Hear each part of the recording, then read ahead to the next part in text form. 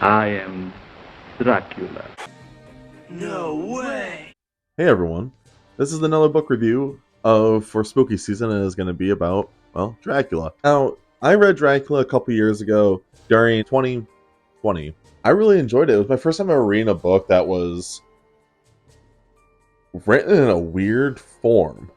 Now, I'm going to talk about the story, but I want to elaborate about the weird story. And what I mean by that is it's written with like old like letters and like newspaper articles and stuff. Just the way he wrote it is actually just so different than what I've ever read before. So when I was first reading it and it said like the date, I actually almost skipped the first like couple pages because I just thought it was like his own journal entry of like explaining how he got the idea. And then I realized the whole book is like that, and I'm like, wow. So instead, I just, start reading it. It's a slower book, but at the same time, it's really fun and spooky and weird. But with this book, I did enjoy it. Like the letters and the news articles and all that, I think you might struggle at first reading it because it's like, it's just different. You're not used to reading it that way, but I'm telling you guys, definitely give it a try. So the story starts off with this guy named John, and he is going to help this guy named Dracula sell his property and buy like new one. And what happens is he's going out there and it's just like the presence of it is how he sets the tone is so good. I actually really enjoyed it. Like you got homeboy that's in a carriage and he's like going out there and you can hear like wolves and all these like spooky things going on in the distance. And he notices there's like no one up in front. It's just like there's just a lot of things that he does just to start off being spooky. And I like the premise of all of this so far. Now, my experience of vampires is not the greatest because I grew up with Twilight. No! No! Which I'm not proud to say. And so my idea, like I always knew what vampires were about because I liked like movies like The Underworld and Interview with a Vampire. So I got to know like what actual good vampires are. But then of course I got like destroyed because of freaking Twilight. Why? Shiny vampires are not vampires. I'm sorry. I'd rather have mine burned to a crisp. Just saying. When I got into the world of Bram Stoker's Dracula, I actually learned where I think this is where a lot of vampires' origins were created.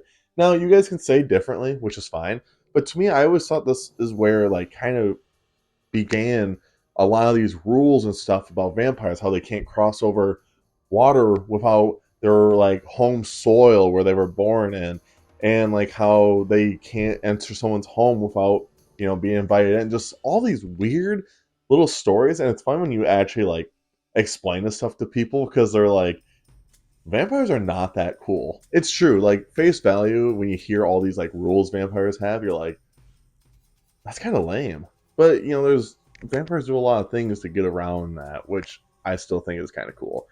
But like I said, so you got John who's going up to the house, and you actually meet Dracula, and the way he explains Dracula is he's like this old, decrepit man, and he's just like rotten to the bone, and just little things like that, where it's like Dracula looks just old and he looks like he's gonna die. And he actually mentions all this stuff in the in his journals. And I thought that was so interesting. Because to me, I always thought Dracula was gonna be like, well, like not like that. And then you learn actually throughout his journals is like he is slowly getting blood drained from him from Dracula. And let's just say he's also getting blood sucked from Dracula's wives. And let's just say I have a feeling that the wives and Dracula weren't just doing the blood sucking, if you know what I mean. A So throughout that whole part, he actually starts writing down in his journal about how Dracula starts looking younger. Like every day, Dracula's looking younger and younger and younger, and he's becoming sicker and sicker and sicker. Now, I don't know if sicker makes any sense, but that's what it's going on. And with that, he actually like tries to like escape, and it's just like scary, like because he's like trying to escape, but all he hears is wolves outside constantly around the castle, and every time he tries to leave a spot, he ends up seen one of Dracula's wives, and guess what they're doing to him? They are sucking his blood. Now, I mean, I'm just saying, I don't think they weren't just sucking blood. I'm just going to put that out there. They were doing more than that. Like, come on. Just saying. Eventually, what happens is Dracula manipulates him, and he becomes like Dracula's like slave. So, and I always thought that was a really interesting approach, because now I see more and more of what vampires are doing in modern times, where people like drink their blood and they actually like fall in love and get manipulated by vampires. So when I'm reading this, it just teaches you so much. But then obviously when you go into London, where Dracula is now going to start slaying people, Homeboy is in a nut house because, well, Dracula doesn't need him anymore. And then this is where things get crazy. You actually get to meet the rest of the cast. Now, mind you, I kind of forgot like most of their names, besides of course the goat, Von Helsing, because it's the goat. And literally, if you have Dracula, you always have Van Helsing. And there's so much crazy lore about Van Helsing that I didn't know about until like last year. And I always thought that was interesting. In this book, Van Helsing's like an old dude. So it kind of took me away, because when I first watched Van Helsing or knew who he was, it was from the Hugh Jackman movie. You guys all know what I'm talking about. Now that was Van Helsing. He was just like badass. And this one, he's still a badass. He's just old. So it's not as cool. And granted, it's from an older time. And I'm talking about like the movie part too, because the movie is from like the 30s. It's just different. So you get to meet the crew, and John Harker has a love interest that he talks about, and that's who Dracula is swooning now. Pretty wild, if you ask me. And this book doesn't really do like romance too much. It's literally more horror. Like a lot of the movies do more of the romance part, so it's always kind of weird. But through it all, like my only problem is it feels like every time when one of the girls are getting like their blood sucked from from Dracula, it's just like they know what's going on and they keep doing crap to it, but Dracula still is getting through it. And I feel like it's just taking forever for the ending of them actually facing Dracula. And that's like my biggest complaint. Like I feel like you could have took like 50 pages out and just,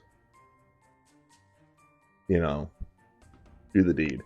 Because there was parts where like the girl was, in her room and she's sleeping, and they're putting like I think it's Wolfbane, they were putting on Wolfbane or something on the windows and stuff, but Dracula got in because he can use trance to like manipulate people to like take down that and let them in. Oh, it's garlic, sorry. And they would like take down the garlic for Dracula just to come in and drink her blood. And it's just like, dude, why? You know what's going on. Why are you still doing this? That's just me. But I'm not gonna lie. When Dracula does meet Van Helsing, it's kind of dope. I'm not gonna lie. It's a really cool scene, because Van Helsing doesn't care. He's just like, yo, what's up? And Dracula's like, ah, like that. So it's pretty dope. But all in all, I did like this book. It's one of my favorite horror novels. I haven't read it in a long time, but the audiobook's also cool because you get Tim Curry, the guy who does It, with the original Pennywise, or in Scary Movie 2, where he's the weird professor, which is also amazing if you ask me. Just saying. But yes, the book, I really like the book. I think I gave it a 5 out of 5 stars when I did read it, because it's just so good. It's just a classic, man. If you made it to the end of the video, I do appreciate it. Make sure you check out all my links down below. Check out the book, of course. Read it, listen to it, whatever. And of course, make sure you guys check out all my socials down below. That would be also really cool. Follow me on Instagram. Add me on Goodreads. I want to see what you guys are reading. And of course, last but not least, the most important thing is make sure you guys stay safe, stay hungry, and tell somebody you love them. I'll see you guys in the next video. See ya. Children of the night, what music they make.